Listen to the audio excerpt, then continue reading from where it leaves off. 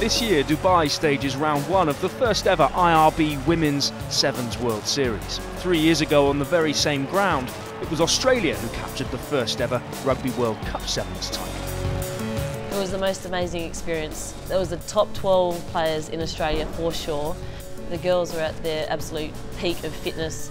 They'd been playing rugby for like 10 years, so they were ready to roll, they were ready for anything. And we had a great coach and management team as well, so everything just kind of come together. So we had the best 12 players, a few of them from touch, a few from rugby, a great blend. And Jason Stanton, our coach at the time, he was just so smart. He just gave us a game plan. He'd look at all the other teams and he would say, this is what they're doing, this is what we're going to do. Australia impressed early on, but lined up against the favourites in knockout play. Everyone was worried about England. We turned up and England were physically in shape. They just had no body fat. They would look like so good, So everyone was worried about them. But we just went about our own business. We were quietly confident in ourselves and our game plan, and we just took it to every game, and gave it our best shot. It is the first ever IRB Women's Rugby World Cup Sevens final.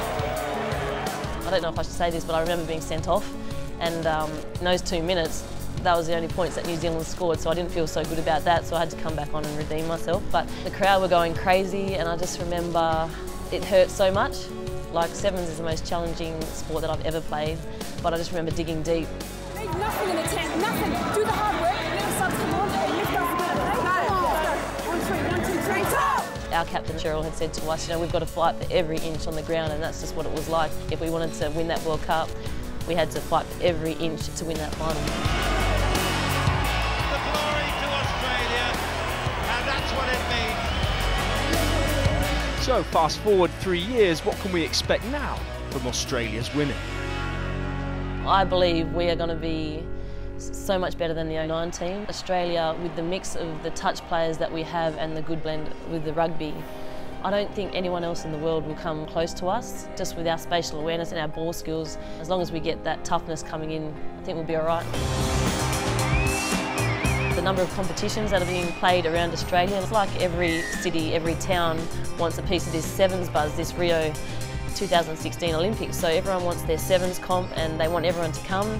And with that, so many of the girls, they want to be involved, obviously. Who wouldn't want to be? It's the Olympics. So there's so much more talent coming down and trialling rugby out. Last season's Challenge Cup events offered a taste. This season, the women's game reaches new heights with that first ever World Series. It's so awesome for the girls to have their own World Series. We've got 4 legs: Dubai, the US, China and Amsterdam. So to be able to travel around the world and play against the best teams in the world, it's a milestone for the girls. So privileged to be a part of the whole sevens buzz and where it's going, taking us to Rio. We're so excited. We've been preparing ever since we heard the announcement of the new World Series for the girls, so we can't wait to step out in front of that crowd and just put on a good rugby show, really.